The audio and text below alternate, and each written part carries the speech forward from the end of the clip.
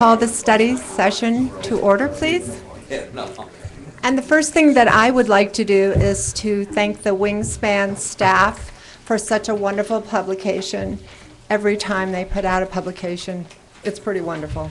So thank you very much. We appreciate you.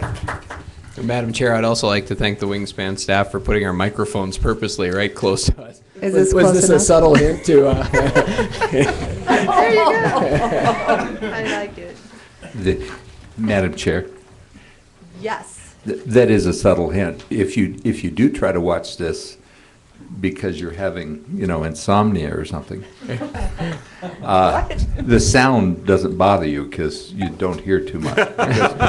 Is that why they're closer? Okay. Well, thank you. If it please the board, we are taking steps to work on it. We just noticed that. So. We're fine. Thank you. But thank you. The first item on the agenda is the update on the Heinz Capital Corps project focus groups. That was being given by Dr. Schaefer. Thank you, Madam Chair, members of the board. As you recall, we conducted a survey of our students to gauge their interest and some other details pertaining to the potential of off-campus housing, specifically in downtown. We conducted that in November, late in November, early December. You received the results of that during your retreat. This was a follow-up. Part of that survey actually asked students to identify themselves if they were interested in continuing the conversation further and helping the college through focus groups. So we did conduct those focus groups here in February. You can see some of the details. I believe you've all had an opportunity to at least look at the analysis of the focus groups in terms of the responses and all that. I'll walk through it here briefly if I may, but don't want to spend a whole lot of time on it and would rather hear your questions specifically pertaining to it. Of the 58 students who said they would be willing to participate, we did have 17 of them that have participated in the focus group, and they provided some very rich data, if you will, that helped us understand a little bit more of what we saw, I believe, in the initial survey.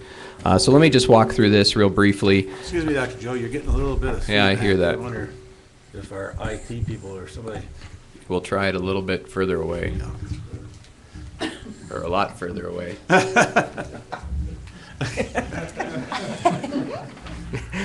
We'll try it right in the middle and do our best. So let me walk through it, and I think you've all had a chance to see this, but I'll try to go through it real quickly.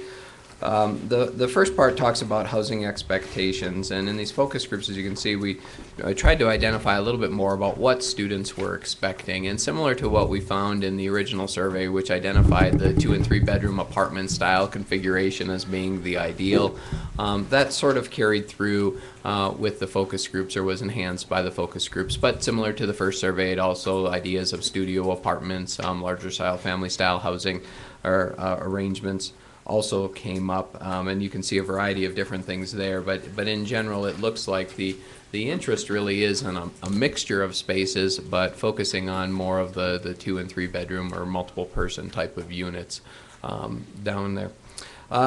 Resident population, interesting, same thing in our survey. We found the non-traditional students thought that it would be better suited for non-traditional students, and the traditional students thought it would be better suited for traditional students. So I guess the silver lining in that is we continue to see at least interest or applicability to both non-traditional and traditional age students. Although the type of policy we might implement in terms of housing and assigning students to certain housing may push us one way or the other if we get to that point. Parking and transportation, again, like we saw and have anticipated, parking is it continues to be an issue that has arisen. Students would like secure, safe, proximate parking. I think in this case they kept saying they would like it free or at no additional cost. I'm assuming that means wrapped into whatever the other costs are. But they did stress again the need for that proximate, safe parking, as well as transportation, conversations about bus transportation in inclement weather. Staffing we'll talk a little bit about, but it's clear that the students in both cases expect and would like LCCC staffing associated with any type of downtown residency. Affordability and cost, as you'll notice in the remarks, came up even when we weren't talking about affordability and cost. And so it's clearly an issue for our students. You know, I took some time and went back to the original survey just to try to get an idea of what does that mean based on what they're currently spending. From the original survey, about 51% of the students surveyed said that they were paying $400 or more in monthly costs for rent or for housing. 27% were paying over $600. So that tells you their threshold roughly of what they're looking at or what they're paying now or willing to pay is, you know, somewhere between that 400 and up for cost. But certainly something that they're focused on. Part 2 about downtown living versus on-campus living, there's some interesting information in there. It does at least resonate with some of the comments and other specific items that were identified on the original survey. I won't go into those in any detail. The two that I want to spend a little bit of time on goes back to staffing and then also safety and security. It's clear that there continues to be a desire to have to ensure that the environment is safe and is secure, and they discussed and presented ideas ranging from on-site security staff to cameras to other types of locking mechanisms to ensure secured access, you know, all the things that we would expect for a residence, especially a residence that would be off the premise of the campus. But clearly still an important point. And then staffing at the very bottom, you know, they had different expectations or ideas of what the staffing might look like, anywhere from having RAs, resident advisors downtown in there versus just having somebody on staff versus having 24-hour maintenance staff versus staff on call. But the thread there that I think connects is that they want to have a LCCC staffing present in the housing. So that's the gist of the results from the focus groups, and I did bring a copy of the original survey too. If there were questions that came up, I could refer back to that. This process was an internal focus group process. I know the Heinz Capital Corps folks have shared with you their plans after we're talking with many of you, their plans for conducting focus groups associated with the project. And looking at that, and that is another step in the process that they're taking.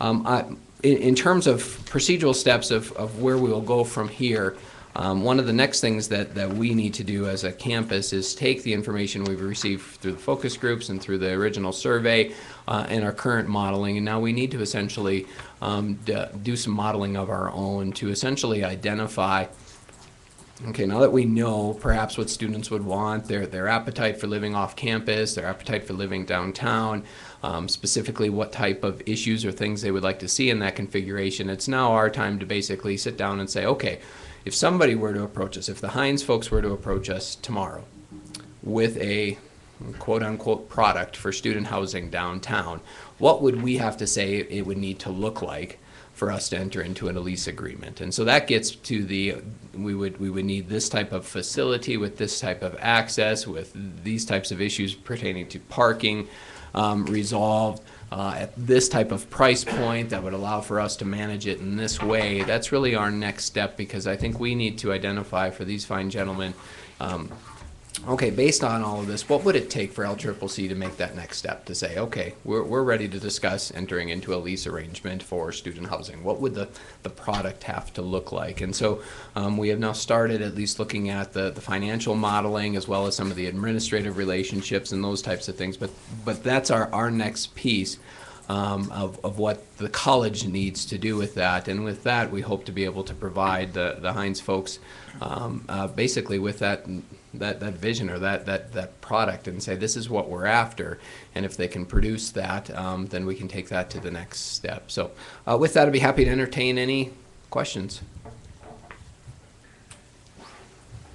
Madam Chair. Trustee Mosier. One of the questions that would seem to me is liability. As we look at a facility downtown, does this increase our expense as far as insurance liability costs would be? And secondly, if we're looking at staffing downtown, would the cost be embedded if we have RAs as it is here on campus, or would that not be? Madam Chair, Trustee Mosier, I do not know the impact of liability yet, but we would anticipate some type of adjustment or change in our liability insurance coverage. It could be nominal, it could be significant as we look at off-site housing and those types of things. It's not uncommon in higher education, so I just don't know what the magnitude is. As we develop the the business model or what we would need, how we would want to function, and what the cost would be, that would have to be included. And to your second question, very similarly, we would have to look at the expense of staffing or residence advisors, security, whatever it may be, into this model as well. Most likely how that would work is we would have what we anticipate, and I'm getting out there just thinking out loud, we would anticipate having a lease cost that we would pay Heinz Capital Corps folks. This is the lease cost for access to the facilities, but then we would also have our own additional costs that would have to be part, and that total package of costs would have to then be balanced against the revenue that we would need to generate through the fees that students would pay for housing downtown, and we'd have to balance. So that's part of the prospectus, if you will, that we'll be developing, that sort of looks at that whole budget model to really determine at what threshold, what cost, and that may lead to other conversations. If to make that balance because of an off-site location, the cost has to go up, we have to determine, do we really want to look at charging at that level? It may actually go down. We just don't know yet when you add the additional students in terms of the revenue. So we'll look at all of that when we do the modeling. Trustee Erickson. I have a few comments. One of the things that came across to me as I reviewed the surveys and also the focus information is the students are typical of any group. They got lots of wants. If you got, I want this, I want that, I want a gym, I want a pool, I want this for this and that and so forth. You got to expect that.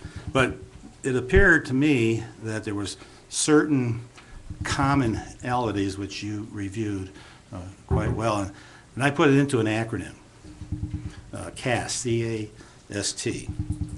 And that, the C standing for campus integration, which is dealing with, how are they going to get their food, how are they going to intermingle with the other students that are residents here, what is going to be their part of the resident campus.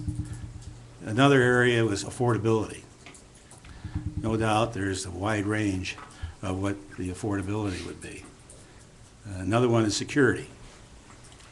Security is safety, security in the building, security around the building, security if they park their car in the garage that's on 16th Street. And next to that is transportation. How are they going to get in and out if they don't have a car to the campus? I think that those are the primary areas of focus, and I'm just kind of putting that into something that I can remember. That's why I put the acronym on it. In regard to next step, I'm not comfortable with going to next step yet. We have not received information from the focus groups that Glenn and Ellen are going to have here in the near future. And I'd like to have that input before there's a great deal of time by staff to put together models or any type of lease wording that would go into an arrangement with the downtown. Am I saying HCC, is that correct? The HCC. Now, given that, I think it's important to have a little more information than what we have at this point to move forward to the step that you're asking us to sort of give you a go sign at this point. And Don, I think that the plan is that they will gather this information this month and then bring it to us in our study session in April. Is that not what we talked about, Glenn? If I may, after we got the top focus groups and really started looking at them and what we had to do just to identify downtown businesses, community businesses, downtown residents,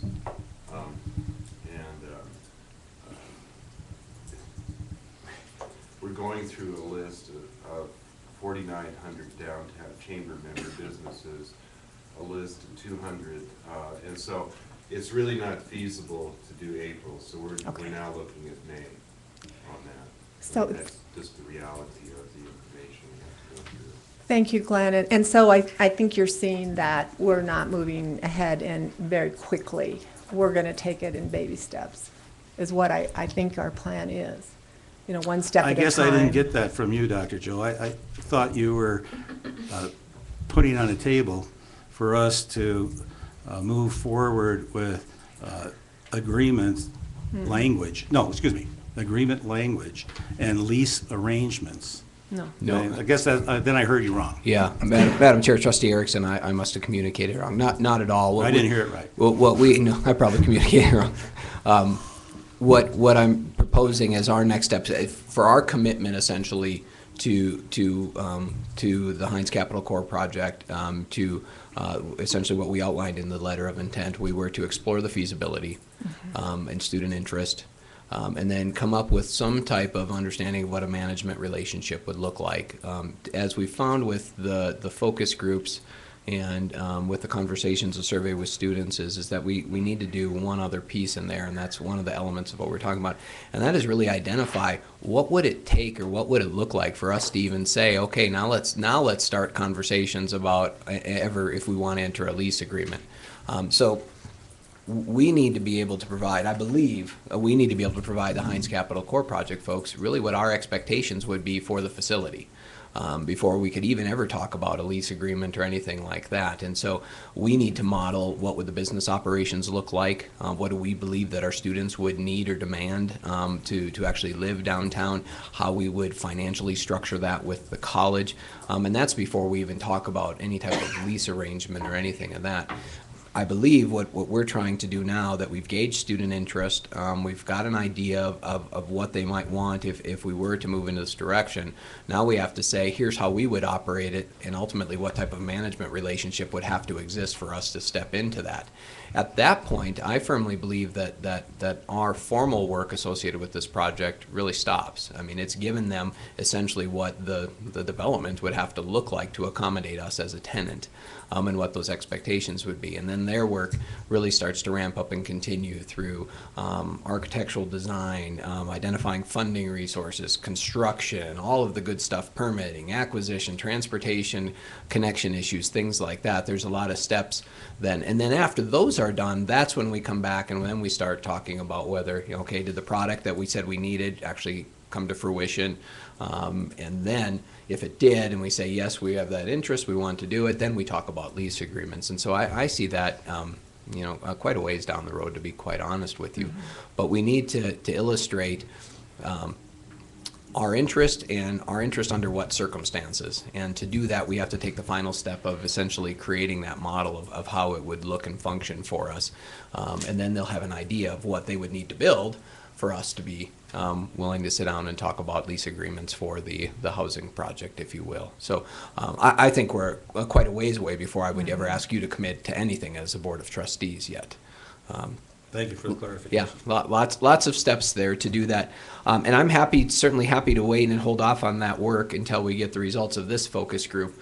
I don't know if talking to community businesses, people who are functioning downtown, I don't know how much that would influence what we would design as a business model.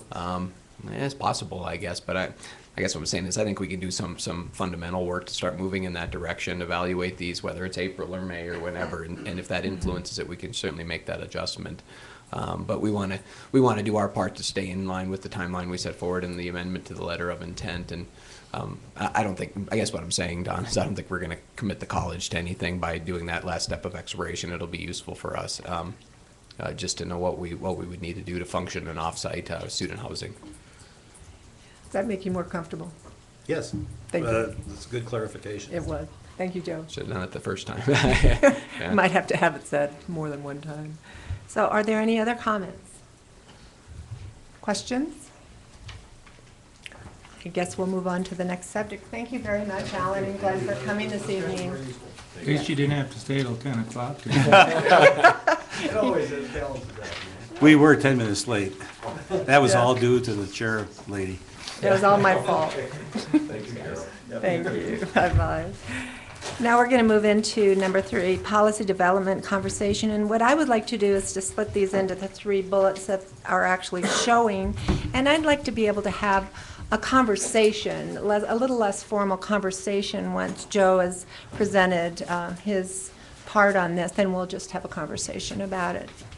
Does that mean I can say Carol now? Then? You may. Okay. And it makes it so much more simple. Thank you. Thank you, Madam Chair. Carol. It's hard to break character sometimes, isn't it? As you recall, at your last business meeting, Ed had asked a question specifically about the purchase of a welding simulator that was about $50,000, and about whether or not that should have come forward to the board for approval and not come forward to the board for approval, which was a very educational experience for me to go back and try to figure out how we've treated grant funds and those types of things. And we've done grants and some of the other things differently.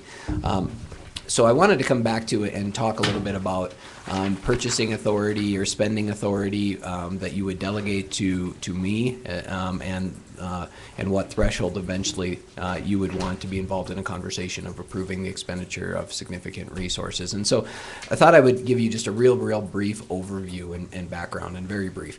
When the board functioned under policy governance, part of their policy manual established an executive limitation, basically limits you put on your only staff member, the president.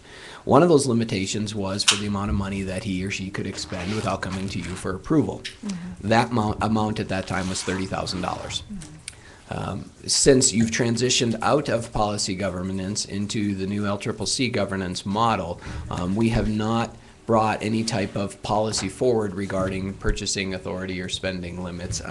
We have adhered to that $30,000 mark for, if you remember, things like the digital signage and some other projects, contracts with the EC group for financial aid auditing and interim staff, those types of things. But we've never formalized that, and I think we need to, especially considering conversations we've had and what we may be having. With the $30,000 mark, you've essentially approved those types of expenditures in 2 ways. When you approve the budget in July, based on our best ability to estimate the types of purchases we'll be making with money in that budget over the coming year, we'll actually list for you the items we will be spending more than $30,000 for. So, and I don't remember if that's in the beginning or in the appendices, but somewhere in the budget that you approve in the budget book, it says, here are the things what we anticipate purchasing that are going to cost more than $30,000. So when you approve the budget, you approve those. Same thing, we have some facilities projects that are part of our plant fund. When you approve the budget, you approve those, and we go forward with that type of authority. Not very different from what you may see in legislative processes, either with spending authority or actually the appropriation and the authority to go along with that.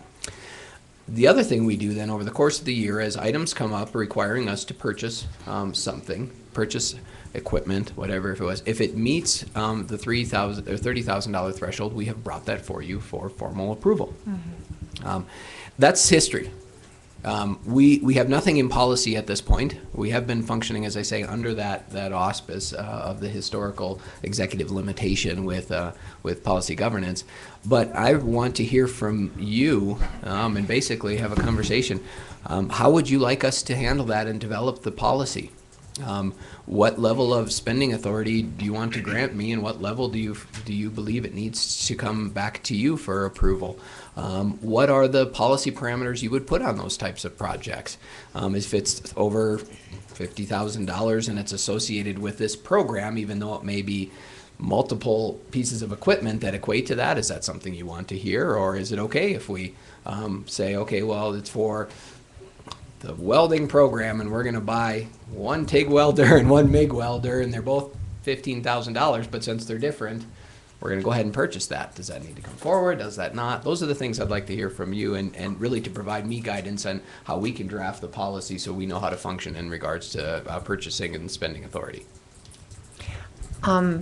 I like this question, and I think we should move forward with it. And I'm thinking we should have a conversation this evening, and if we need to, then we can send it into committee and have more detailed information come back to the board at a later meeting. So if, Madam Chair, Dr. Joe, are you saying that at this point, we do not really have a policy? There was a policy in the past, but now there's a change, okay?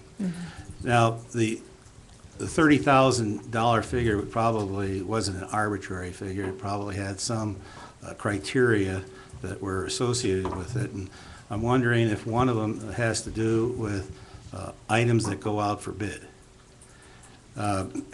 So if in the fiscal year budget for next year, there's going to be a list of those items that are over $30,000, and if we approve those, will any of those possible items be items that go out to bid?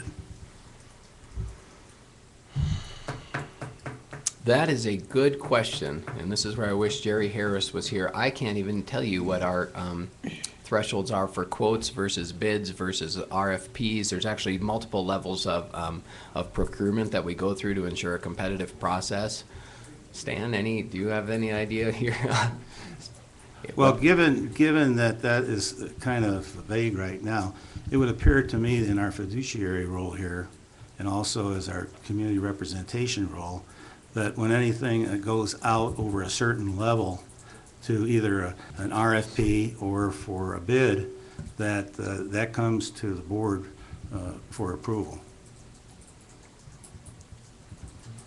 That's the input I would give you at this point. Madam Chair, Ed? to stay within this issue as to what goes out, at what level we want in terms of dollar amount, I'd like to come back and ask Joe, and maybe this is something that we need to have more information on. How would this impact in terms of timing? Because I know even with bids, sometimes when you put those items out for bid can affect your cost if there's some short-term opportunities. I don't want to preclude those opportunities, but yet I would like to know what would be reasonable from his perspective, and then we can look at it from the point of what works well for the college then and provides that protection that we want. That's a good question. I mean, one of the ultimate reason, why we set a threshold and why you delegate certain levels of spending authority to me is for expediency, so we can run the institution without having to go through the process of bringing something forward to the board, and to be able, and not worrying about the board having to get in on frequent purchases that some folks may say it's too deep into the operational perspective. There's sometimes a myth, and I think we've perpetuated internally by saying that if we keep it under 30,000, then we don't have to go to the board, assuming that we don't want to go to the board. That's not necessarily the case. We just want to expedite the process in which we can acquire or put something on the street to do that. So yes, I mean, I think there would be some issues in terms of how fast we can act. In general, though, when we go out, especially for an RFP, so when we have a request for proposal versus when we do bids or quotes, we'll do that even, I think, for things that we estimate will be $5,000. And that's just to help us, one, let everybody get the opportunity to bid on something, but two, to try to compete and look for the best product to do that. So I don't know that I would use the bidding or the looking for quotes as the threshold. When we go out for an RFP, though, those usually are significant projects and significant investments, and many of them have come to you, for approval. For example, when we brought these fine ladies on as your legal counsel, there was a significant expense associated with that. They're worth every penny. Don't get me wrong, worth every penny. But we did an RFP. We went out, as you recall, went through that, and it came back to you for your approval to do that. And so typically that threshold is a little bit greater, and I could certainly see coming to the board with that threshold. Does it delay things? Possibly. But even with the way you operate now, if there was something that was so time sensitive, we could always conduct a special business meeting to be able to expedite that process. So I don't know. And while whoever's going to think about their next question, I think I've maybe found the procurement or the purchasing. procedure and policy, and I'll see if we have that listed in there and what the thresholds are for quotes versus bids. I don't know that we do. I do believe the state sets some levels, though. Yes. Does that anybody in there? Yeah. Does anyone We need know? Jerry here to help us. Yeah. I was just going to say, in the last 4+ years, really, it seems like it's gone very smoothly with Jerry. I mean, we are told when an RFP is deemed necessary. I think Jerry works very hard, especially to get local when they can. But I mean, some things that we need here can't be local, and so I don't know, Joe, what exactly if there is an exact figure, but he certainly has always come before us and told us what he's doing. The biggest one that we had since I've been on the board, of course, was with regards to the new dining hall and all of that. I mean, that was a huge process, and there were some smaller contracts within that they had to bid separately from the big contract and stuff like that. But I don't know in all those times that there, other than the 30,000 thing, that I've ever heard anything else other than that. And I don't know if I have the background of where the 30,000 in policy governance came from. Exactly. Um, And if it was put into place in 1968, is it still reasonable today, or should it have an elevated amount? Should it be 40,000 or 50,000? And so I think we have some history to look at before we make any kind of decision on this. Would you say that's true, Madam Joe? Chair, I think it was 10,000 when I came on the board. Was it 10? I think it went up to 30 Oh. from 10 when I came on the board. I could be wrong, but I'm sure that's what it was. Well, I But it think, used to be 10. okay, thanks, Bill. I'm sure that's right. Okay. And we as a board moved it up to 30. Interesting. Because of, like you said, Joe, to expedite things quicker on things that, of that nature. Thank you.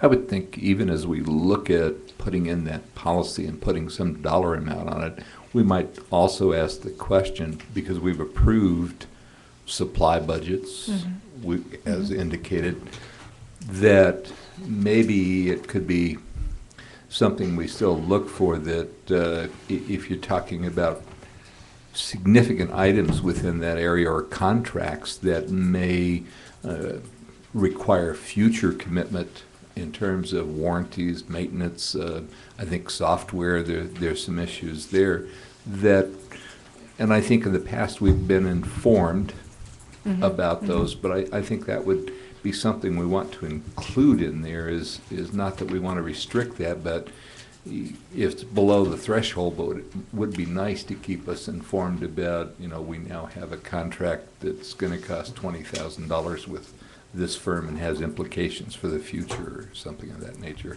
Is that too onerous, Joe? I don't know that it is, and you do receive something like that each board meeting under your information items, or I guess we don't call them consent items, information items. You receive from Jerry Harris a purchasing and procurement report that lists things both that you've pre-approved that were above the threshold, as well as the things that we've purchased. It doesn't necessarily get into the details of specifically what the relationship, or where some of those details you may be after, but it actually lists the types of expenditures and things we've gone out and purchased.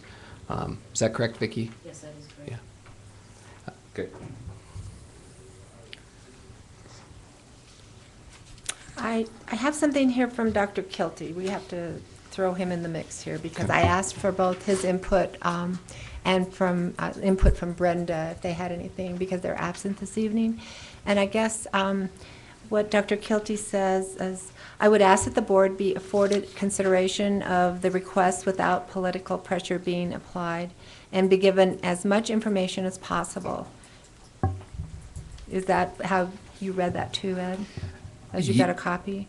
Yes, Madam Chair. I think the implication there was simply that requests are coming in a fashion which are not, as much as possible, time critical, so that you feel like, whoa, we got to do this right now. You really don't have time to consider some of that. But Right. Right, that we want things to be done in a pertinent way to give respect to the board for their position on whether they want to okay the project. I'll let you look at it.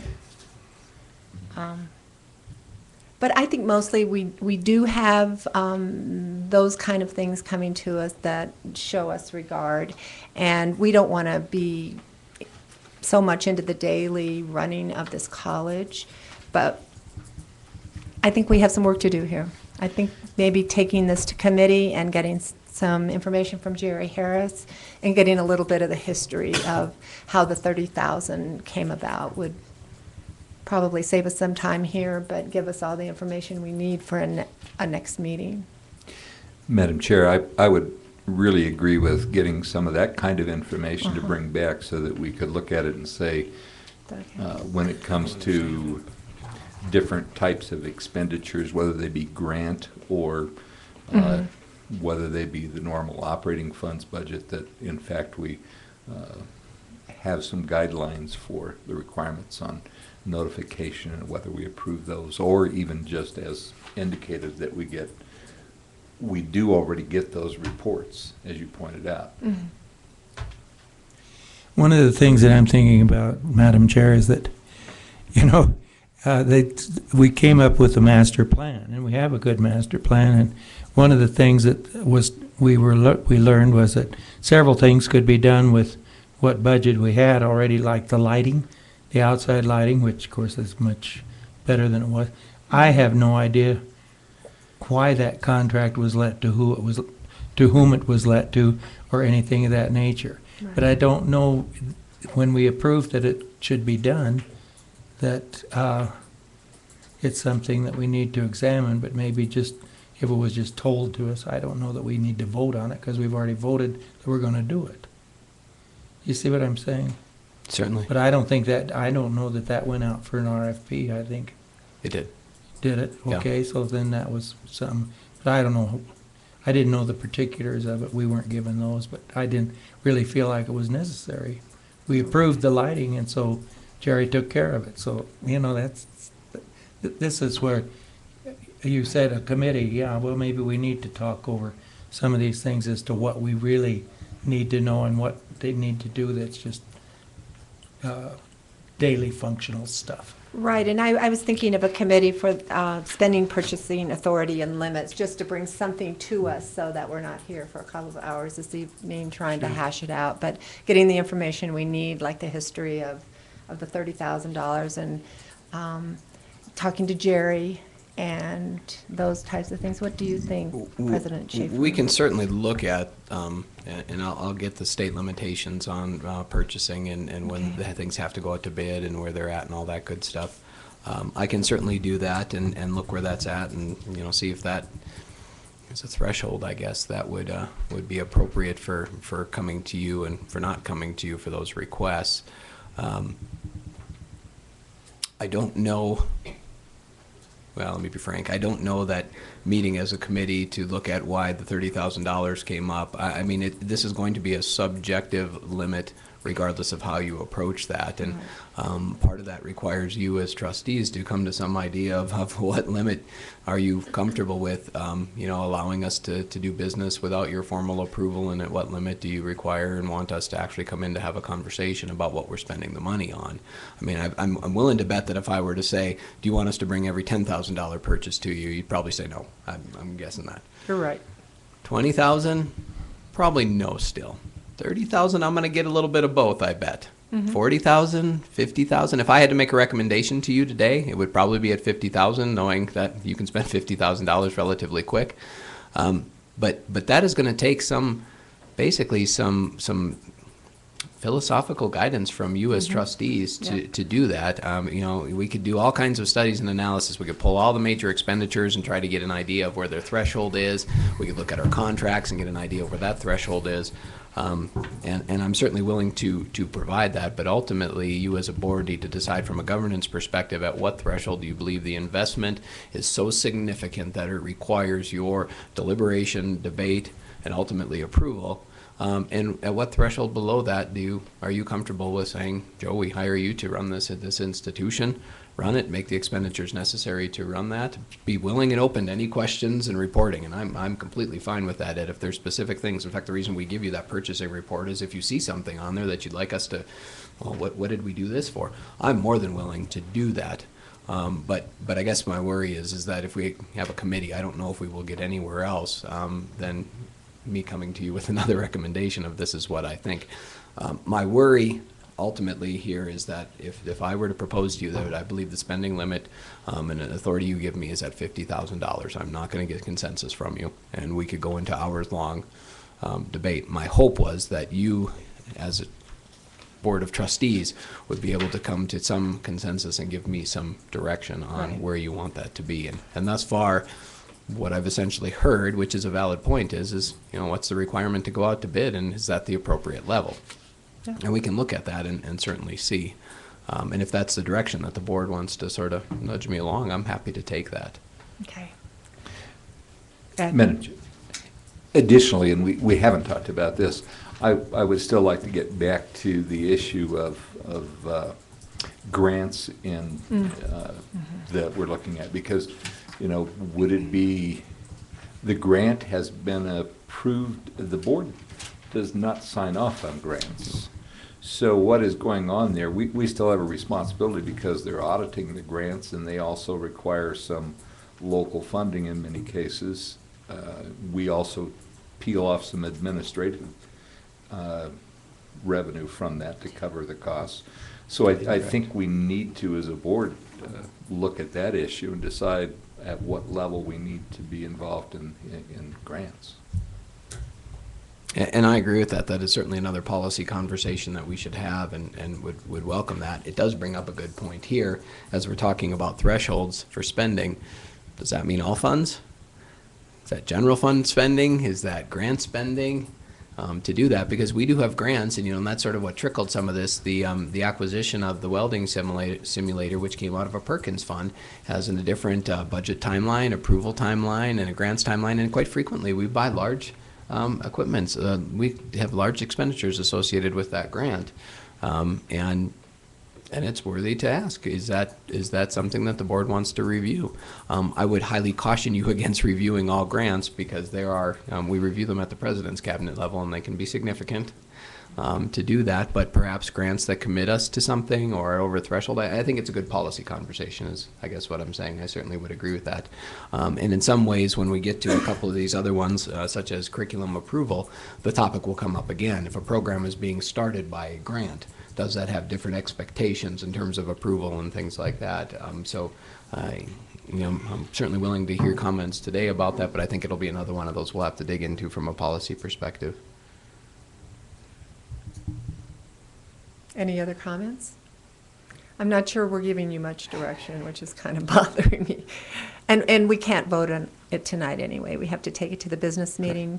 So I don't know if the pleasure of the board would be to give it some more thought and just get back with myself, or... I just think rather than a committee meeting in the next 2 weeks, Madam Chair, would be if Joe could just maybe check on some of the state things and some of that stuff, and what the threshold is for RFPs, and just send us to in an email, and then we can process it that way and decide about it. But I think the way it's been going has been going fine, and so that's why I don't know that trying to discuss something when we're somewhat ignorant about it, it's kind of worthless. Madam Chair. That's it. And I think this could be pretty easy if we could pull out a couple of the sections of the policies and procedures that our sister schools may have. Instead of trying to recreate the wheel, take a look at what they have, and that may even provide us some better understanding of what might be appropriate. happy to do that. I have attempted, and as you can imagine, it's all over the board from no policy to $100,000 to $20,000. So I'm happy to do that. And if we want the Wyoming context, I was actually looking for some guidance there first before I said we need to have this conversation, because I'm not sure where to even throw the dart in the middle of some of that. But I can take another look again if you're interested in what they do at just the Wyoming community colleges, for example. Yeah, and I'm not sure I really want to look at all of them. Maybe, Casper is commensurate size, maybe Sheridan, and you have your perceptions who you might, but I would think just a couple of them would do fine. I don't want to read through a whole bunch of stuff for all of the different ones, but I think a couple of those could be helpful in giving us some insights. And then I'll throw the darts. Okay. I guess what I'm hearing is that we'll get some more information from Dr. Schaefer, and then I think that maybe what we should do is put a recommendation on the business, at the business meeting, a recommendation how we can move forward. Okay. Does that sound okay? Sounds fair. And everyone can send information to myself, call, talk to Joe, instead of having a committee meeting. Everybody in agreement? And from that, Madam Chair, Yeah. you would want me then to create essentially a draft policy that would bring the recommendation to you based on that information?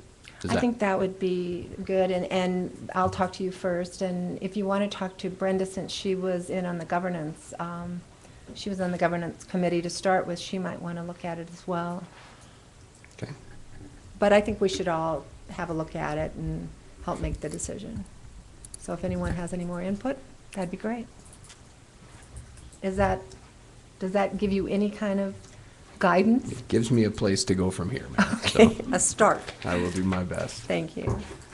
Next is the curriculum development and approval.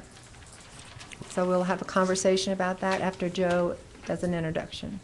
Well, one of the policies that that we have been working on and we'll continue to work on, I know Dr. Fierro and I will be trying to catch back up on some of these that have been in development, is the process for which we develop curriculum internally, but ultimately how we present it to you for approval. And as you can imagine, based on our conversation regarding welding and the health information technology program, and I'm sure many programs before I arrived at the college, I'm not entirely clear what the board wants in terms of information, and in a process that will bring that information to you for approval. Certainly, Kevin provided some direction on a business plan component.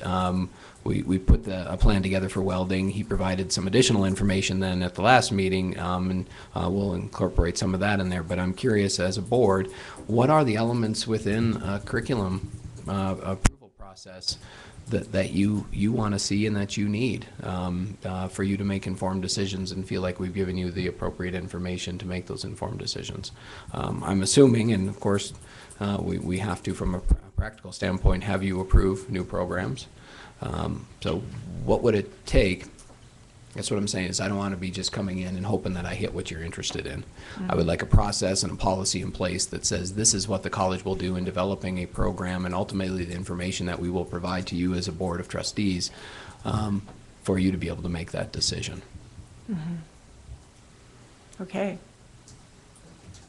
One Madam of the Chair. elements, I'm sorry, one of the elements of that I would be interested in, and it kind of comes as a result of the discussion we had on the welding program, and that is what's the program evaluation of the particular, in the technological area at least.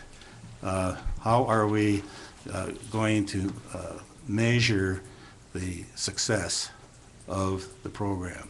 What impacts does the program have for work opportunities? Are the graduates going to be employed? Where are they employed?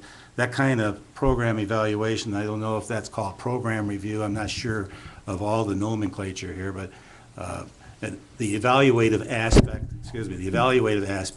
and I suspect the same thing is true in the academics. The performance of the students and what you expect them to be achieving, I don't know if I should say this one because I know it's very sensitive to a lot of folks, but performance of the faculty. How we going to measure their effectiveness over the period of time that they're doing that particular curriculum. And another great topic that we need to discuss from a policy perspective. Again, we're working on it internally, but that does pertain to program review.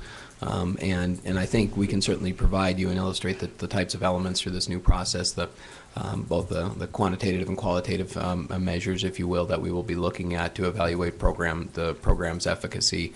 Most of those will be grounded in the key performance indicators of the institution that we've developed and are trying to generate the first round of data on. I think we can certainly provide you with those types of things, and that program review process will stipulate essentially what are those criterion or elements that we'll use to evaluate applied programs versus transfer programs, so on and so forth. But the question that has not been answered yet is what is the board's role in program review and what is your expectation? Right now, what you get is what you just had at dinner. That's your role in program review. And I think it provides some good exposure and understanding of our academic programs. I don't know if it impacts your perspective on governance of the overall efficacy of the institution's program portfolio, but that is another question. What is your desire, and what do you want to see as a role in evaluating these programs? And part of that will stem, and we'll have to decide certainly on where the pilot programs come in for evaluation versus standing programs, threshold for how frequently you want to see them reviewed, specific criteria that should be in that review. I actually feel that I can provide you with a real good recommendation and a framework for that. I think we've got enough history and enough expertise on campus that we can bring you a good recommendation to start that conversation, which will essentially, I think, answer some of the questions that you've raised in terms of what are those criteria, and that's our plan. So I'm feeling less vague about how we will bring that to you to show how we're going to evaluate programs than I am about what type of expectation you have for the development and approval of programs. I would just like to say, Joe, that I feel very strongly if a program is already in existence, like the ones we heard about tonight, then I think it's up to you and the deans and the administrators to determine whether that program is accomplishing what it's meant to do and what it's meant to be. But I agree with you what you just said. The question is in developing a new program. And the things that I feel are important for us as trustees to know is, where is the demand coming from? Is it from students or adults, or is it from a teacher who just wants to teach this particular course because it's their special interest? And of course, naturally, the price tag of it always is important. I'll just, as a quick example, and I realize it's a little different from secondary education to the college, but many times a teacher would just think, oh, I'd really like to teach a course in such and such and such and such. And they just would say, okay, and they would go ahead and do it. And so, that's, I want to know where the demand for a new course is coming from. Is it coming from faculty? Is it coming from people out in the community, such as our welding program, obviously it did, or, and what it's going to cost. Thank you, Bill. Madam Ed? Chair, I kind of look at this in terms of a process and feel like the board's role ought to be kind of consistent with what Bill's saying there to begin with, and that is the first thing that should come to us is a formal needs assessment. And I'm talking for a program, not a course, but an entire program. That needs assessment, some kind of formal process that's well designed, that may require community surveys and other activities out there that really give us as much hard data as we can have in terms of the needs that exist for that program. After we've, pardon? Can I interject to have you maybe give me some examples of what you would envision being in a needs assessment? I mean, are you talking about projected workforce needs, occupational needs, student demand? What specifically would you like to see? I would think we need surveys of those which would be affected. For example, in terms of the welding program, if we had a survey of major employers in that area, and even regionally, so that we have firm data, not just iPads, and I realize some of that's okay, but I would like to have something that's a little more current, a little more localized, that gives us a better perspective as to what the needs actually are and who has those needs. Once the needs assessment has come in, and we're saying then that you have outcomes for a program that would address those needs, the board ought to look at that. Then we can move forward and say, okay, what about the curriculum that's going to address those outcomes, that's going to satisfy those outcomes? And to me, I guess I'm looking for, you have a curriculum committee made up of faculty. Faculty are in charge of the curriculum. I think that group then is going to have to move on support or lack of support for that program, for that curriculum addressing that program.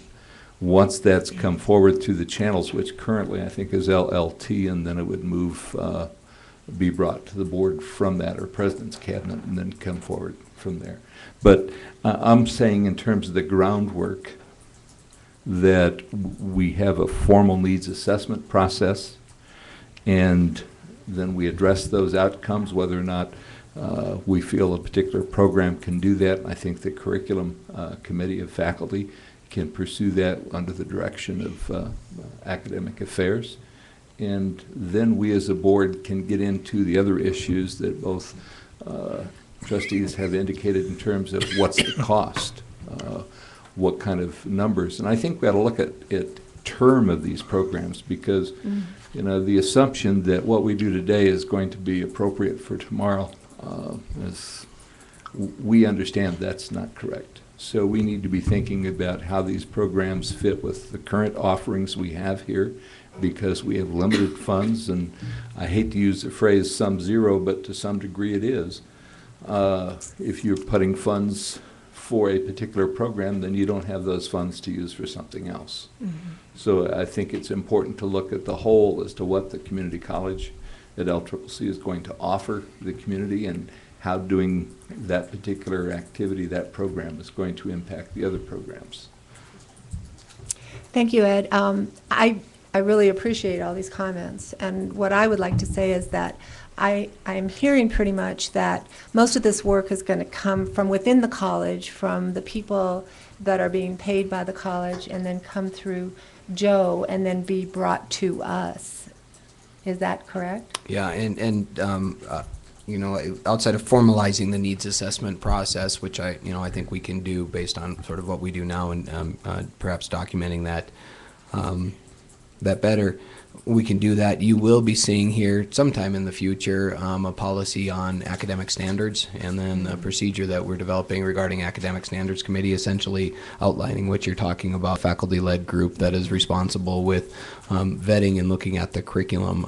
We've been doing some work to essentially start to tie some of the other functioning groups on campus, student learning assessment to that, program review to academic standards, that will provide the framework for which, if curriculum comes forward and the outcomes aren't quite there, they work with the student learning assessment committee to re-articulate the program and course outcomes in the curriculum, and then also program review, which gets to the cycling that you're talking about. When do we review to see if these programs are still really are being effective and relevant and all that good stuff? Will be fed through academic standards. Academic standards is that curriculum committee, and so I think we're well on the way to getting those components there. Most of the things that I'm even hearing you ask for we have, and I think what it's going to take is us to continue to try to refine how we present that to you, so that you know that we have the needs assessment. Our conversations with employers, we're certainly doing that. Is it formalized in in a survey format? We could probably work on some of those things, but the rest of it, I think we're well underway with the process that would vet the curriculum. And of course, we have the documentation and the requirements for the Wyoming Community College Commission, which has very specific things regarding this is the source you go to get the job numbers. We use ONET to say what is the job outlook on ONET and those types of things. It asks about comparators with other programs. So there is some things we simply are going to have in here because the commission is going to want it. So I think a lot of it's there, but I'm just trying to get an understanding then again of what other types of information that we should be providing to you as a board to make those decisions. So those comments are very helpful, Ed. And I look over at Jose and I want to put him on the hot seat a little bit, but I think he has the expertise, I think, and I look forward to in the future hearing some comments about how we might modify or enhance how we go about looking at the curriculum, not just to discontinue programs, but I know in a number of areas, just in my tenure when I was teaching here, over a decade, you would see courses in a particular program, the curriculum for that program would evolve. There would be 3 or 4 of those courses that either had changed substantially or were now their role was being fulfilled by other courses because of the evolution of those programs and their relationship to other programs. So I think that's part of the review, is not just considering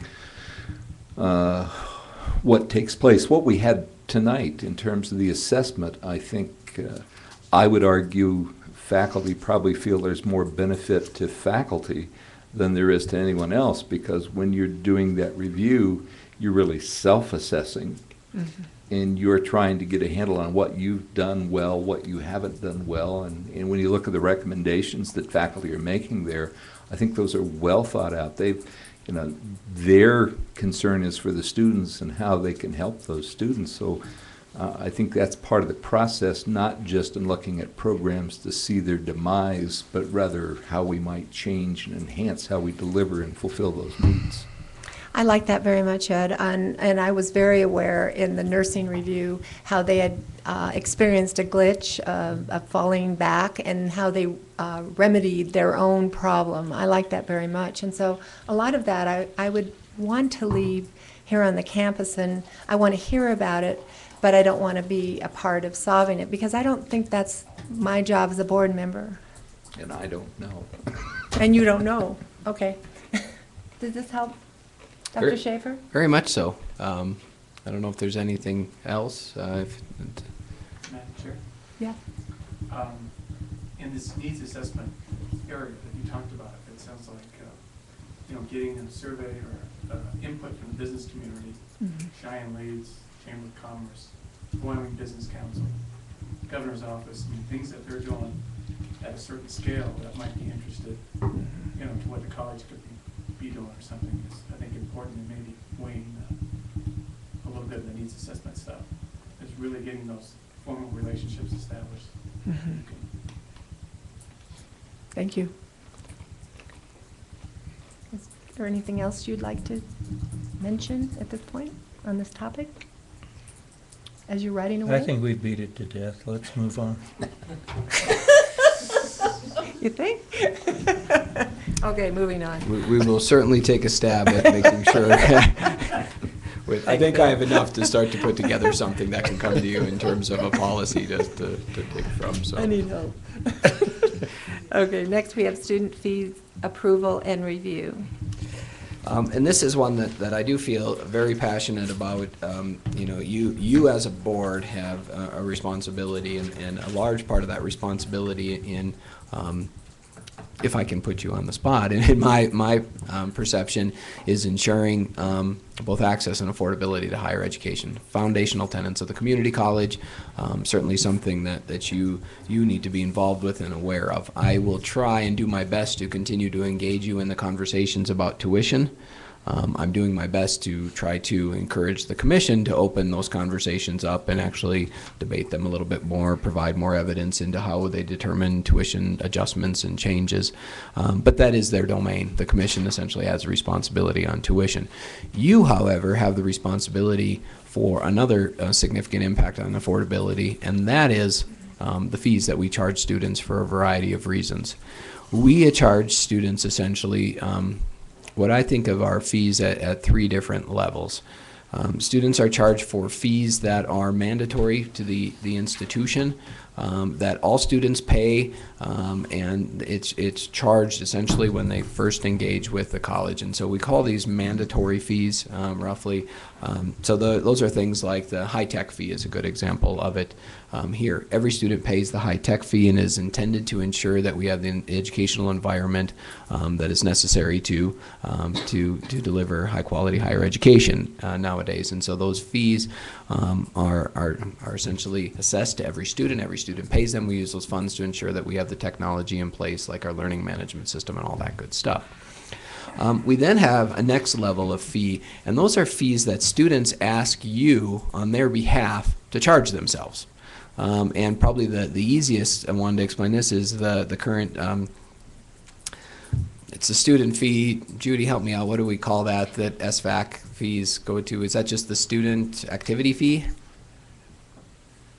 I think that's probably the title of it, yeah. Okay, I don't remember if that's specific, but essentially it's the fees that students say, we would like you to charge us as part of our cost of attendance here that can go into programs and services that we essentially have some direction over determining what we want to do. So your student groups, some of your student clubs, other types of things that are essentially student directed and create a very vibrant community on campus are funded through these fees. They're not necessarily anything that we would say as a college, we want to charge you so we can put money in a pot so we can have you do a drama club or Across All Lines. I'm trying to think of some of the other clubs, forensics programs, things like that. Those fees are essentially there to ensure that we have opportunity to create extra and co-curricular activities for the students. The third level of fees, though, then comes down closer to the instructional side, and these are what I would think of more as a user-based fee, and these are your program and course fees. So those are fees essentially that we assess to students because when they choose that course has a unique circumstances that requires an additional fee to ensure that we can deliver a high quality course.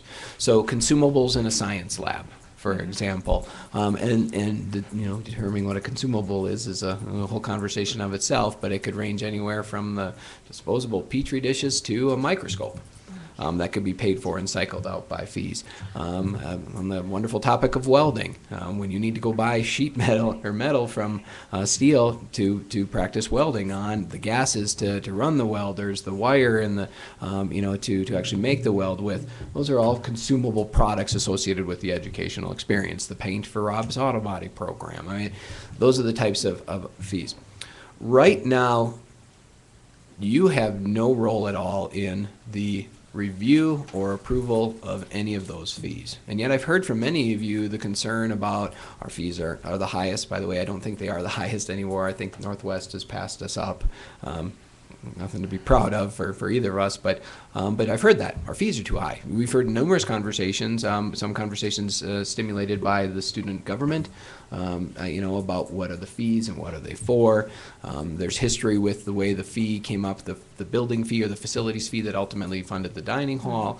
There are other fees that's clearly on your mind. Right now, though, those are essentially the domain of the campus. And so we review, we set, we look at all of those fees, and we do that as an institution. I believe we have good faith when we do major fee changes. We try to get the students involved, but it's not formalized. So my question to you is essentially, given all of that, what role do you want to play in student fees? What role do you believe you as a governing board want to play in student fees? And trust me, I know at least mentally I have people kicking me under the table right now saying, don't let them get in on this. But Because it's a fine line. Once you start talking about this, there will be the urge to start digging way down into the operational aspects of what we're doing. And I'll push back if we get too far that way. Because what I'm not saying is I don't want you going in and making sure that what we're charging for a fee in the one of the nursing classes to pay for the rubber gloves is appropriate or not necessarily on a frequent basis. That's not what I'm encouraging you to do. But I do think the way we develop, approve, and track fees has an impact on student affordability, and you at least need to be aware of them. At least need to be aware of those and what we're doing with that. And right now, you're not. And as a result, we do things when we should be asking questions about certain fees and why we're doing it. And in some ways, we have different interpretations of what might be an appropriate use of fee, what might not be an appropriate use of fees. So I'm interested to hear from you as a board. What role do you see? Right now, what I can tell you is the fee system is completely dependent on individuals who occupy this seat and many of the executive seats around campus. And you've got good people there trying to do the best thing right now. But without guidance, the next people that come in may not know how they're supposed to do it or what the legacy is and all of those things. And so it is important that we wrap some type of policy framework around it. Madam Chair, I think one of the first things we need to understand as a board and should understand is how those fees were intended to be used. For example, let's go to pick on the high-tech fee, which is a mandatory fee. And I might say that I believe that's probably one of the key areas we ought to look at is mandatory fees, because all students are paying those. And the question I have is, what's the purpose? Are they achieving the purpose? And perhaps the way we answer that is by knowing how much are they generating, and therefore how do they help us achieve that in terms of the funding that's made available? What are they being used for? I'm not sure that I want to say the board should set the fees, but at least I think there should be some oversight to know that they are being used for what they were intended to be used for.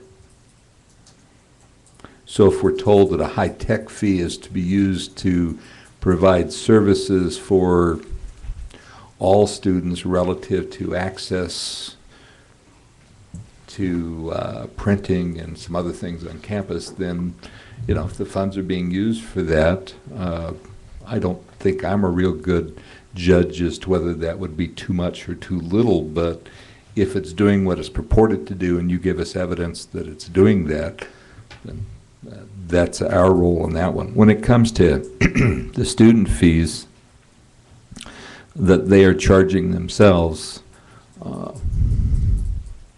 I think we need to be aware of that and maybe play a bit of a mentor role, hearing from students why they want to charge that and what they feel they will get for it. But I don't have a real problem with letting them make that decision. They're doing that now, if I understand correctly. Yes. It's an interesting, so we right now, we essentially treat a lot of those fees as, I think Carol calls them agency fees. We're basically being the fiscal agent for another entity. It's interesting though, because we essentially, even though students do participate in that process and, you know, and we try to make sure that they're driving that process, they look to the institution for guidance on all of that. And so we have heavy influence on how those fees are distributed, for what purposes. And because we agreed to be the fiscal agent, we also have that financial responsibility to ensure that we have the controls and systems in place to make sure those fees are going for the appropriate expenditures, whatever they may be. And so it's been an interesting conversation. Do we just say, sure, we'll be your bank, do with it what you want? I don't know that our students in general expect that. They expect more from us to do that, and that's the piece we're trying to sort of manage. Our approach thus far, for the most part, has been do with them as you will, but they look to us to guide that process, and so we are influencing that process, and without any type of oversight or guidance, we may not be influencing it correctly, if that makes sense. I understand. And the last set of fees, user program course fees. Once again, I think we've got a role to provide oversight there and hear how those, again, benefit students. It seems to me across the board in all cases, our role is to provide that oversight and direction in some cases. Maybe some others have some ideas of how closely they want to do that, but I think we do that through through you, Joe, and your executive leadership. I guess my question, Joe, and I'm probably not up to date on this, but what is the fee per credit hour, and what is the ratio of the split between these three entities? Is that hard to do, or? Oh, right now for a full-time student, mandatory fees essentially run $34 a credit, $35 a credit. $35 a credit. So for 12 credits to hit the flat spot, it's what, 400 and some dollars worth of fees, 420, from what Judy's telling me. That is for the mandatory fees. Now there are fees that are triggered by credit. So regardless of the flat spot, the high-tech fee is attached to every credit. So you may take 12 and only pay tuition on 12 credits, but for every additional credit, the high-tech fee is levied. So if you're taking 18, you're getting taxed, what, is it $5? I don't remember what the high-tech fee is. $10. So you go from 12 to 18 at another 6 credits, and there's another $60. And I don't have necessarily even have the background to understand. You know, I know there were conversations and reasons that was that way. I don't know that we have a good document trail to really illustrate what those were. Those are the facts that I don't know, but this is refreshing to know. And have the fees ever gone down, like student fees? Do they ever decide to levy less fee, or do they usually keep it the same, or does it go up? I don't believe that they've ever gone down. That's what I thought. And I don't know how frequently. It's interesting, at some point the students agreed to tax themselves for those things. Mm-hmm. But since then, subsequent students have looked at the college and essentially said, why did you set that fee at that level? So, I mean, there's a disconnect from who originated it and who's reviewing it. Again, an instrument, or it's evident that nobody is reviewing that to say, is that appropriate, should it go down? You know, I think we had the first major elimination of a fee when we eliminated the application fee here last fall. So, I mean, I think there's opportunity with that, and I'm not opposed to reducing fees. Part of the things we're struggling with at this point is our accounting system essentially commingles tuition fees and appropriations, so it's hard for us to really identify, you know, what fees are appropriate, which ones are we're charging too little, or which ones were we charging too much. We're working on that and working on a system right now to sort of get that ferreted out a little bit.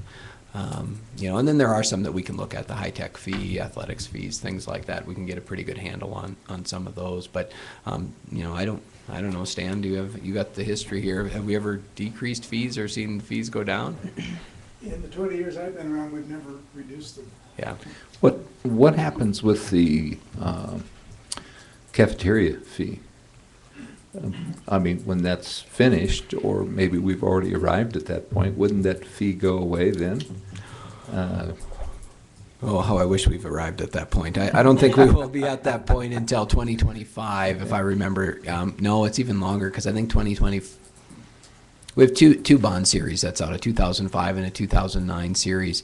That one's associated with the 2009 series when we did the cafeteria renovation. I'm guessing that one might even be past 2025. The 2005 series I think is about 2025. The 2005 series is the new residence hall and then updates to the old residence hall. So right now that fee, the facilities fee, is essentially paying the debt on those bonds.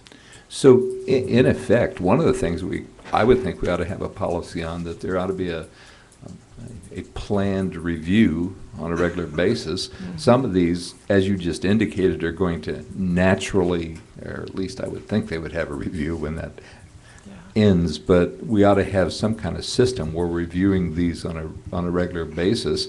And I would think the students would want that too, because as you brought up, they want to say, well, why did we do that, and why are we still doing that? Good. I would agree. It brings up a question. two questions or one a statement. My hope is that when we move down the approach where you're the process where you're at least aware of the fees, we want to make you aware of the fees. And so when we propose a program, one of the things I try to identify in there what are the proposed fees, and that will allow us the flexibility to move fees as programs and things change. But the bigger question is how frequently do you as a board want to review fees or have some oversight? I mean, I don't think we want to do this on a monthly basis. I don't know that we even want to do it on an annual basis, but certainly on at least a biennial basis. We can present to you the current state of the fees, as well as changes to those fees, proposal for new fees, and things like that. And that would help drive more of a review mechanism. I would say the purpose, the revenue, the expenditures, has the status changed type of thing.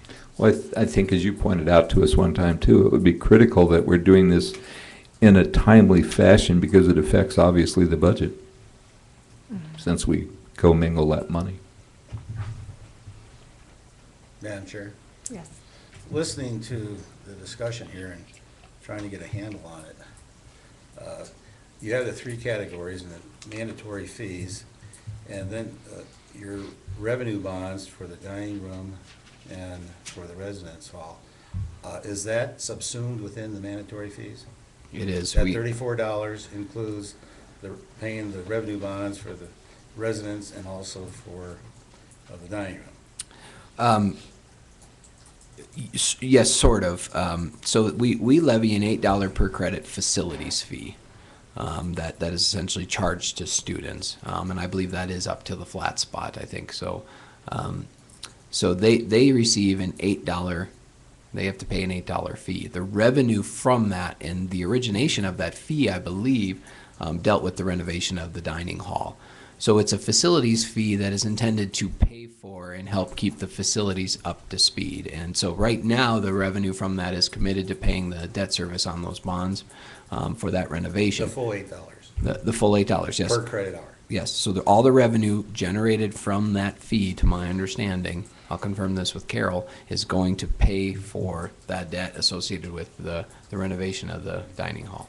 And as I understand it, the board approved the fee being utilized to pay off the revenue bond for the residence hall.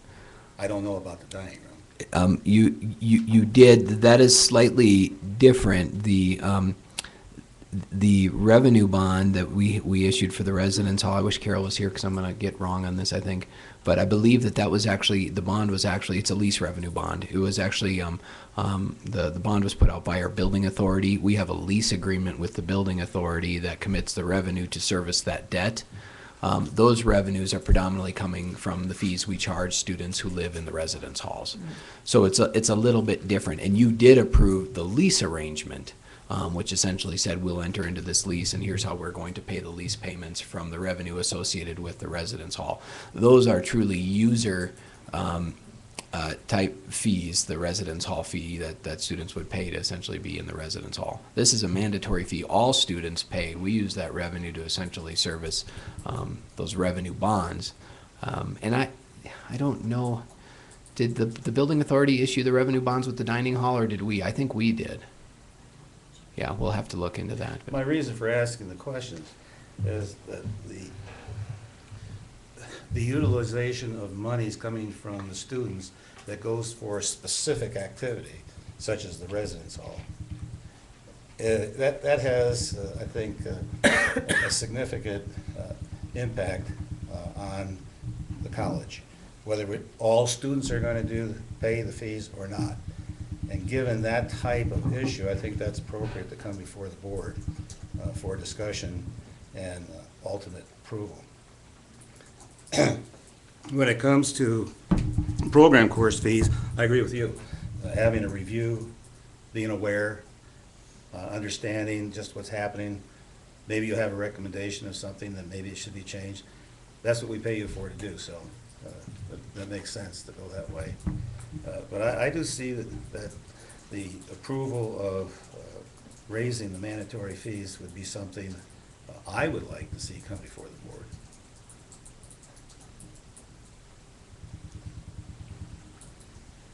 Any more comments? think this is really good information. I think this is pretty much what President Schaefer was looking for some direction on. Madam Chair, Yes? just might ask one more question because I know it it is an issue, and you alluded to it a little bit with regards to SFAC and the allocation process that the students use. Should we, as a board, be more involved in the policy as to how that functions? What's your perspective? And maybe, I don't know, Judy, maybe you have something there. I don't know. Maybe Judy should take this one before I get too far. Well, let me try, and then Judy can comment, I think. Please repeat the question. But the question he's wondering, so we go through a process, an internal process, in which we help the students facilitate a process to distribute the funds, their student activity fees. We call that SFAC the Student Fee Allocation Committee, and that's where clubs and groups and other student activities can request funds to run their groups and to do those types of things. We do have some internal policy procedure in place. We are certainly working on that and looking to update that. Whether that will rise to the level of a board policy, I'm not sure, but potentially. I don't know. I know you guys have been looking at it and working on it, Judy, so.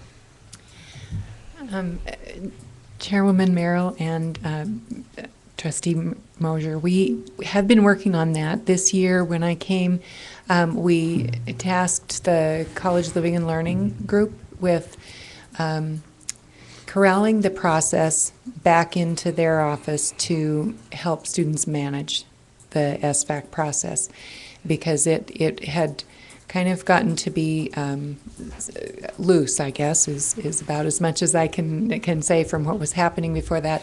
And so now we have kind of identified what that process is. There was a process in place, a policy, and now we've created the forms and the process to make sure that all that happens. And that takes several people, and that's kind of why it was probably loosely followed, was not because people didn't want to, it just required several people.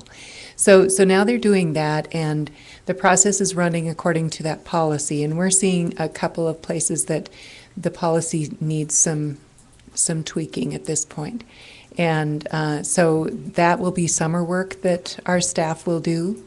And that policy, it's basically a committee policy, I guess. I'm not sure where that policy would fall under. It's not really, because it is managing those student fees. So Yeah, I don't know either. That's what I'm saying. Well, as we look at it and try to, one of the things we're working through with all these policy changes is try to understand what are really operational guidelines. Specific things that we function under by department, what are truly institutional procedures, and then what should be board policy where you set that direction. My hope is when we get the policy on student fees to you, we will at least have language in there and guidance that will sort of create an umbrella for the different types of fees and things that we do, and maybe that's where we'll get at, and this will become more of a guideline, operational guideline, and that will connect to either the procedure with the fees or be part of the procedure. We'll see as that work goes. And the good news is that it's heavily involving students because it is their fee, and so we're trying to make sure that they're involved at every level, and that's been a good process. So I suspect students will understand the process and understand the fees better going forward. Just kind of a follow-up on that, and I suspect you've had discussion on this quite a bit, but my memory would be that some programs have, and I say programs with student groups, would have funding that comes to the general fund. They would get some support that way, and they also get funding support. And I'm just trying to think of one, maybe in the ag area, I could pick on one there, that would have both instructional and club activities. So you've got multiple sources of funding. Wouldn't athletics also fall into that, or do they? Not so much athletics as a good example is rodeo. There's a course associated with rodeo that I understand, and again, because those fees, there's a course fee for the rodeo management course, and those fees go into the general fund. And then we have an athletic, they get funding out of athletics as well as out of ag. But when you look at their budget, it's very different from, say, the equine program, which is also an athletic program, but it has kind of switched back and forth a little bit this year. And so part of its budget includes feed for their animals. The rodeo budget does not include feed for their animals. I have no idea where that money actually comes from, but the animals are fed. Good, good. But that's why it's not very straightforward and a little bit difficult to understand. So I think part of that will be straightened out if we can sort of try to tease course fees, program fees, student fees, all where are they paying for what? It's a little complicated around here. But thank you very much, Judy. That helps, and I think as long as the board gets more information and understands, if the college understands and the board understands and the public understands, then we're going to be going in the right direction. So, Dr. Schaefer. I'm good. I think I have the information I need to start moving in the right direction here, and we'll. Madam Chair, may Yes. I make a comment in regard to course. this discussion about student fees? Those of us who ran for this trustee office last fall had the opportunity to meet with the students. The Student Government Association gave us a 2-hour period to answer questions, and it was very much on the minds of students, this issue about student fees. And so I think we're being responsive, those of us who ran for the board and got on the board again, or for the first time, to that particular concern. So I'm pleased to see that. It appears to me, too, that there's an accounting problem. And I'm surprised that maybe there was, maybe the auditors picked up that problem in tracking where these monies are going and where they came from. No. Well, Don't think so. it's good to know that you're on top of it, and you're going to get down to where you can say, all right, these dollars are specifically for this, and they're not commingled in this big jar over here. That's good to know. Thank you. Yeah, I appreciate that. And I think a lot of these things, I've said this before, they just grew out of the fact that this institution, when it was much, much smaller, even just 20 years ago, you could follow the money a lot easier. You could track things a lot easier. It was just easier to do that. As it's grown in its complexity, the idea of putting all those revenues into one pot and then, accounting for them as just those revenues, all student fee revenue, probably made sense. And that was probably when we had 3 student fees or 5 student fees. Now we're dealing with significant numbers of them, and we need to be able to track it. And so there was some philosophy. Some of it, to be honest with you, is driven by the funding model at the state level. Whether if you were to treat fees, those types of fees, as truly designated revenues in their own separate fund, if you will, they wouldn't necessarily be connected to the overall expenditures that we report, both as our variable and fixed costs to the state. Well, that's the determination of how we get funds back. So if you take costs and revenues out of the budget picture, it actually would impact the amount of state support that we would get. And so I do think there was some reasoning behind the way they did it. What we need now is a better system of following and tracking the funds, and that's what we're working at, to say if we're going to charge this fee for this welding course, we'll be able to track how much revenue it's generated and how much expenditures we've had to go to tell us whether it's too low or too high. Part of that process, though, that we've been working on and will continue to work on is actually the establishment of a fee matrix, if you will, that would allow us to basically go through and say, here's the budget number, index number, here's the title of the fee, here's the purpose of the fee, this is what it's intended to do, the amount at which program, and then be able to actually look at it. And that's probably something in that form would be what I would bring to you for your awareness or perhaps approval for certain fees, things like that.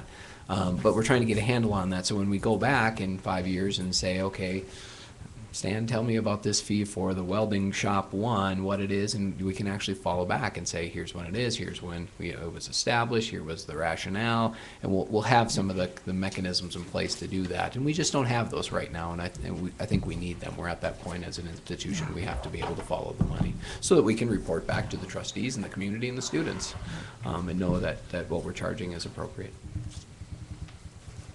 Thank you, Joe. And I really feel like Joe hasn't been with us very long, just a little over a year. Judy's been here, 6 or so months, and Jose only like 2 weeks, 3 weeks. And so I think we're moving in the right direction, and this is not a small problem that we're working on. It's pretty big, and so I think we're moving toward a solution, which makes me and I think the rest of the board feel good about our role in what's happening. So thank you everyone in the room who is assisting with this project. Don? Before you shut up, I should say shut down. Oh, that was a good Freudian slip. Have to remember who I'm married to. Yeah, I don't need to sit on his couch. He needs customers. That remains to be seen. Assessment going on here. I'll fail. Anyway, would it be appropriate to ask for a specific topic to go into a study session? I'll tell you what it is. We attended, those of us that were able to attend the Wyoming Community College Commission and also the Wyoming Association of Trustees heard a lot about the complete college agenda. Mm-hmm. This seems to be a big thing going on nationally. There's been some activity throughout the state. And would it be appropriate or possible to have an update at one of our study sessions about the complete the college agenda? I would certainly be happy to do that. And I could give you an update from the national perspective. I don't know how far we've progressed as a state. You know, there's a steering committee that I don't think anybody from LCCC is on. Aren't you on it, Ed? No, there's only 2 trustees, or 1 trustee, I think, that's on it. Yeah. Oh, and that's the one from Casper. Yes. And they're supposed to be working on establishing certain things. We have to put in together an action plan and all the things that you heard essentially. And so we're sort of waiting. We had a meeting in Casper, and one of the fundamental questions I asked is whose agenda is it? Because it's got this collaborative group. The governor, it's essentially the governor's agenda. He signed on to it. But we don't know if it's the trustees, the commissioners, or something. So I will do my best to update you. I don't know that I could provide a whole lot now, but a conversation about what Complete College America means, what it could mean in terms of LCCC, I think it'd be a worthy conversation. And so even if we maybe could look at that for maybe an April study session or something, I think I could have more information. But certainly I'm happy. At the appropriate time. I'm happy to do that, you bet. And I think it's a good conversation for you to have as a board.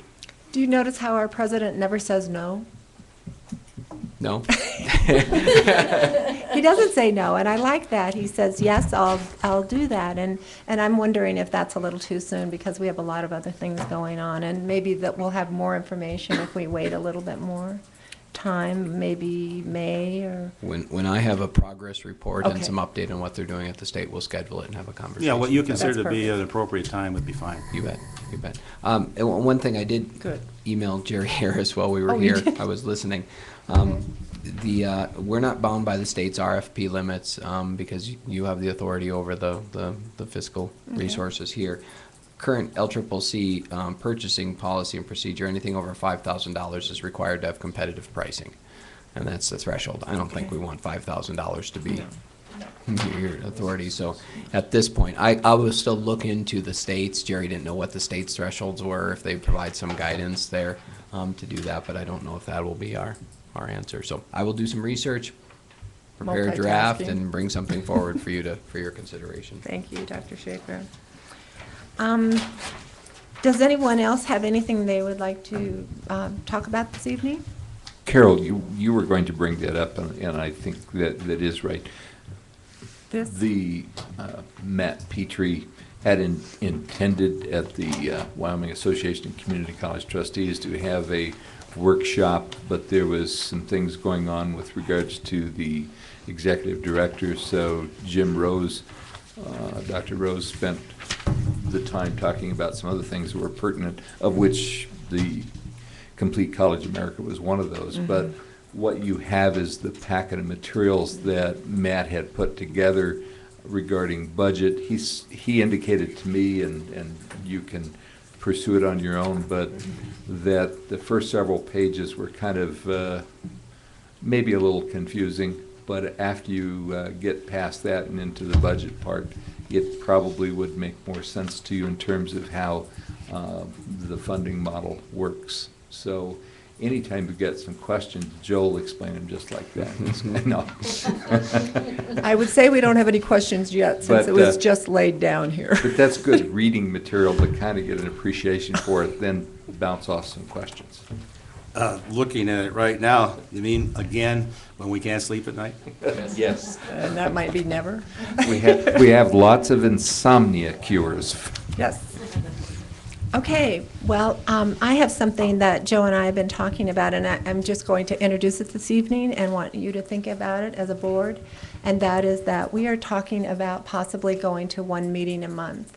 And I'll let Joe explain how that might work. I think we will have one very long meeting and then committee meetings throughout the month. But do you mind explaining that, Joe? Yeah, I don't know if, I don't know how much explaining. What I hope to do is I'll actually put together a proposal that will weigh the strengths and some of the weaknesses of moving in that direction. One of the things that we've been monitoring and watching, well, three things, just for influence. One is just cost cognizance. 2 meetings a month costs additional funds, and we're trying to tighten our belts as we have budget reductions and things like that. Not the major reason we would consider this, but it is a consideration. The second is that that you as trustees lead very, very busy lives, and we want to encourage full participation and also full awareness of the things that we are going to discuss. And right now we will leave. You have Thursday, Friday, and then next week we're preparing a agenda for your business meeting already. It's a lot of information that comes to you in a short amount of time. And we need to find a way to focus that and allow for your busy schedules to ensure participation as well as preparation.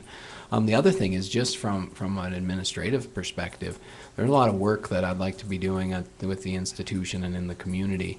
And Vicki and I spend a lot of time just trying to get ready for each of these meetings. They come around just like that every 2 weeks, and so in many ways I don't know that we're giving enough time to give appropriate presentations of the items or giving you enough time to do it. So the biggest drawback with moving to one meeting a month is if we were to bring something to you to discuss during the study session portion of the meeting, you wouldn't act on it for a month. So it does extend the time in which we could get you to consider and then act on some item.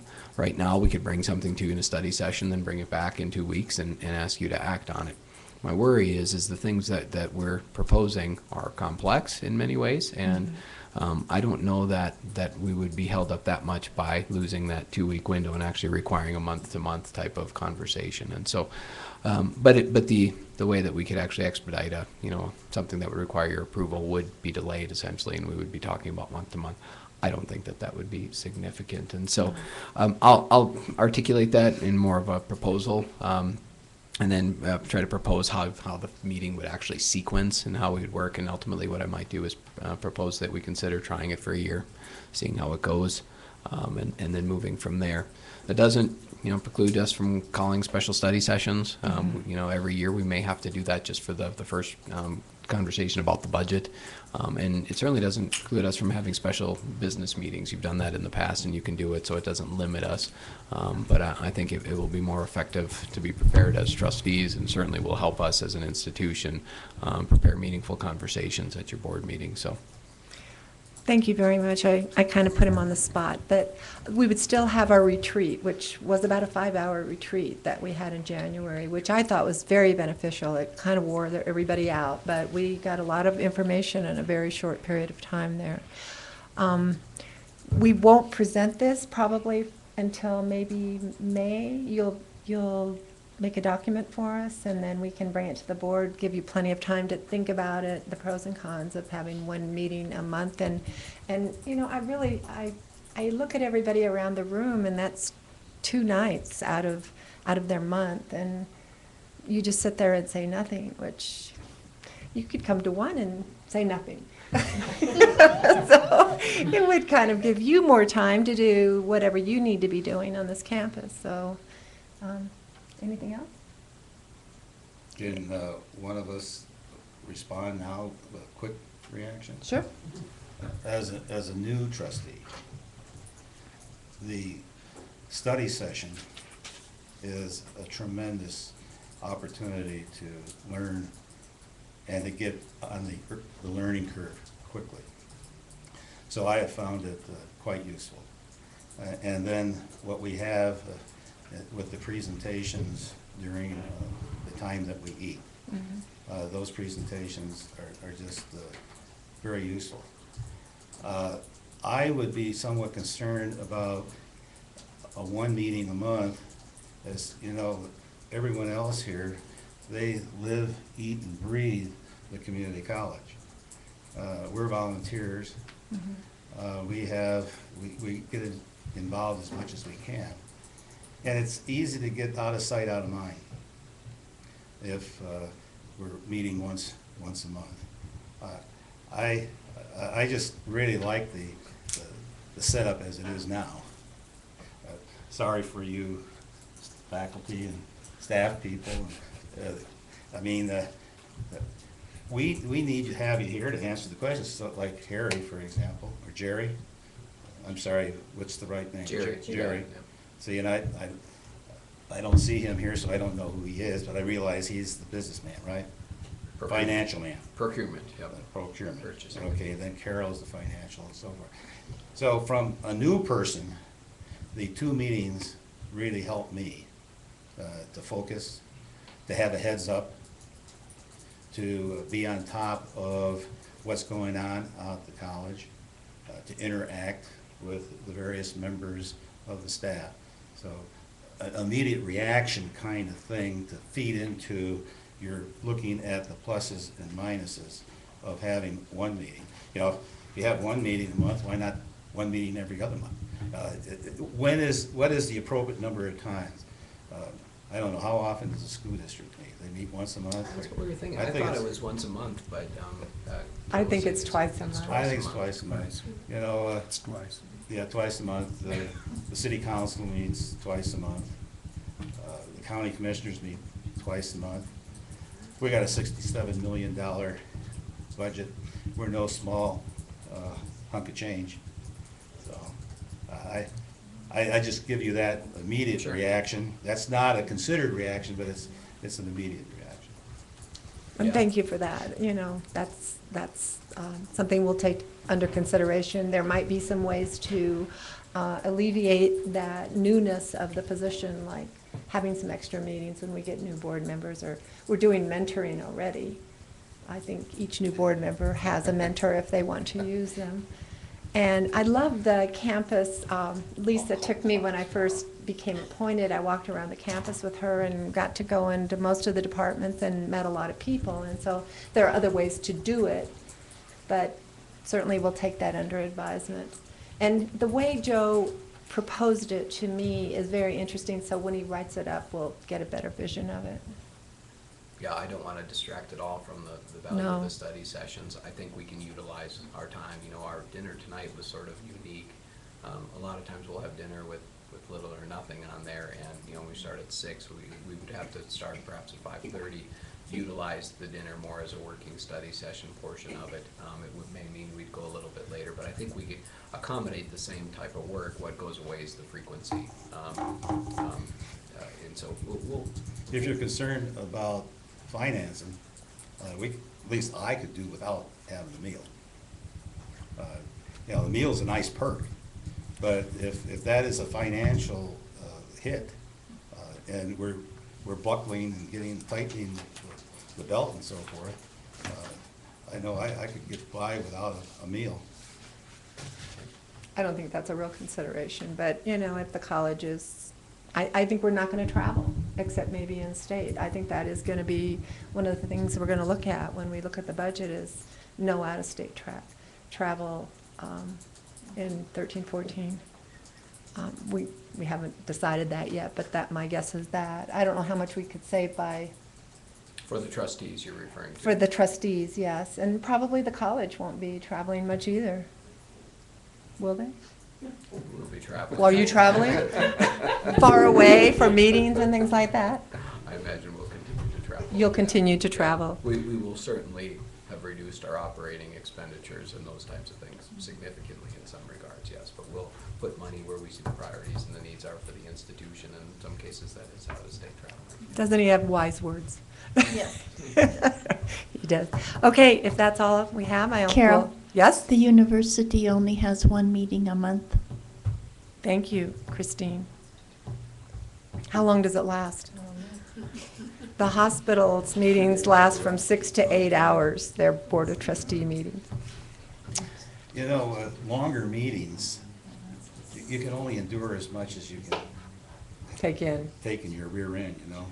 And the 2 hours is a good length, and we're right at that right now, so. Really 3 hours, because you've been here since 6. Oh, that's true. But Okay. we got up and walked. I would like to adjourn this meeting.